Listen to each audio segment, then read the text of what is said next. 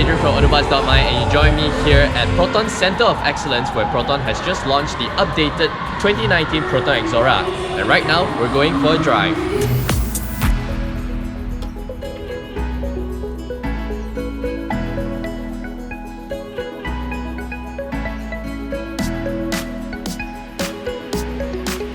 So we've just arrived here at this beautiful chalet in Bukit Tinggi called the Chateau, driving the updated Exora. And now I'm just going to detail what my experience with the car, the updated MPV is.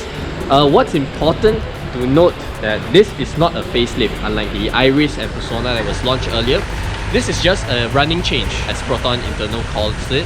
So don't expect it to be, vastly improved compared to the previous model, the previous Exora.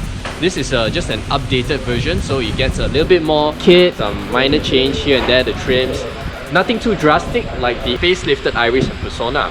So as you can tell, it looks a little bit more sportier thanks to the black roof and then the rear spoiler. Other than that, it's still pretty much the same. Halogen headlamps, there's the LED daytime running lights at the bottom, 16-inch alloys wrapped in Goodyear Assurance tires, Exora Turbo, nothing too drastic. There's no the infinite weave grille from the X70 or the facelifted Iris and Persona. So as you all know, the launch, there are two variants of the Exora available, the Executive and the Premium. And both variants are powered by the 1.6-litre turbocharged petrol engine with a CVT transmission, making 138 horsepower and 205 Nm of torque. What's interesting is both variants are now about 2,000 ringgit cheaper compared to the model before. And that signifies very, very good value because the executive variant starts from, if I'm not mistaken, just under 60,000 ringgit.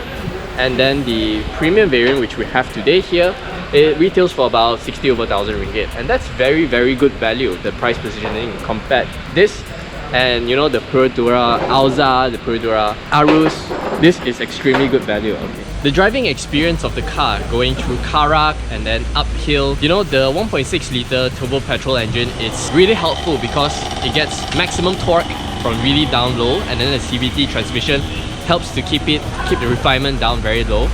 Despite all the new features that they've added in, such as the frameless rear view mirror, the instrument cluster with the LCD screen, the GKUI touchscreen infotainment system with high Proton voice command function, and then the updated, retrimmed upholstery, it's still an old product and you really feel it from the moment you get on the wheel. The brakes are a little bit mushy, the CVT is not as effective or as smart as the facelifted Iris and Persona. So this one uses a different engine, so they cannot carry over the CVT calibration from the two updated models into this one. But that's okay. Overall, the driving experience of the Exora, for what essentially is a 10-year-old product, it still drives very, very competitively in today's market, and that is thanks to Proton's top-notch ride and handling calibration. They've always been famous for their ride and handling, and the Exora is no different.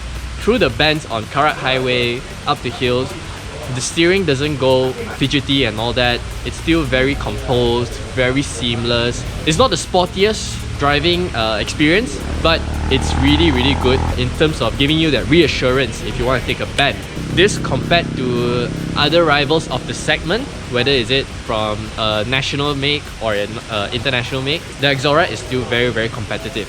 Also important about the ride and handling is it gives you not only the reassurance when you're driving your family, but it also makes the entire trip a lot safer because you're more confident behind the wheel, the car is more composed around the bends, and on highway journeys, it gives you that assurance, that reassurance that makes you feel very relaxed driving it. And that is very, very important into getting a good handling car.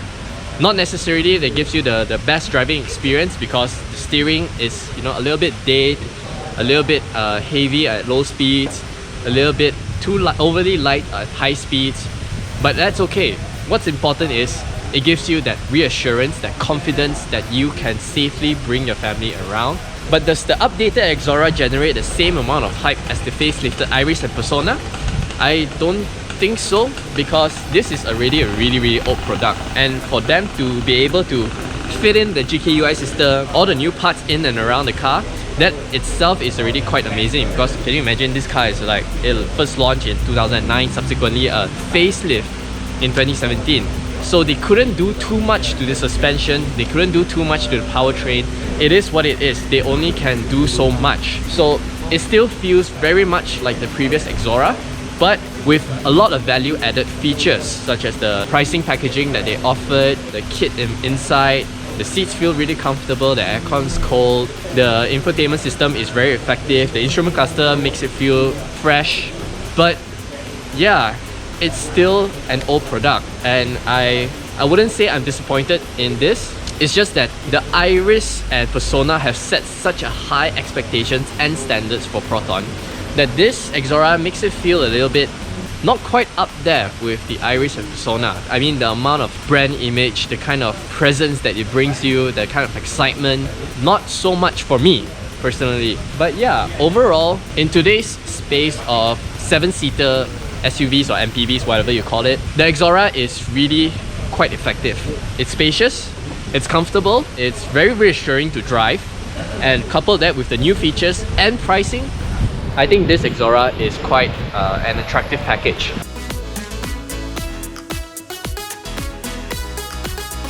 Sorry for just changing the background in and out, but I've just went through the specification of the updated Exora, and after a short Q&A session with the management of Proton, I just find it a little bit underwhelming and appalling that they've revised the equipment list. They've added very nice premium feeling items in here, like the seats, the instrument cluster and the navigation. But sadly, safety took I would say a huge step back, because only the premium variant comes with electronic stability control, and the executive variant, which is the entry-level one, doesn't.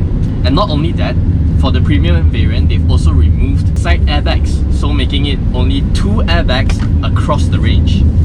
And in today's day and age, especially for a family MPV, that's kind of sad, you know.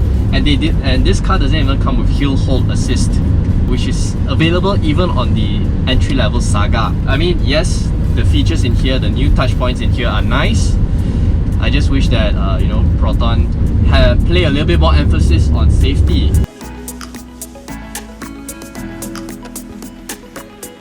Alright guys, we've just arrived back at Proton COE after a long days of drive. It's now 4:30 in the afternoon. So just to wrap up the video, as I've mentioned earlier, the new features in the car are pretty welcome additions to what essentially is a 10-year-old model. But the safety features have took a little bit of a setback, especially in 2019, this day and age, among the competition where everybody has places an emphasis on safety, airbags, traction control, electronic stability control, that side of things. And it's kind of a little bit underwhelming and unfortunate that the updated Exora doesn't come with these suite of you know, active safety features as standard. But overall, that does not discount the fact that the Exora has really good handling capabilities, great ride and handling, very spacious for the family, and you know, the new features and especially the price tag that it carries. So yeah, that wraps up my very brief first impressions of the updated Exora. As always, thanks for watching. My name is Adrian, and I'll see you guys in the next one.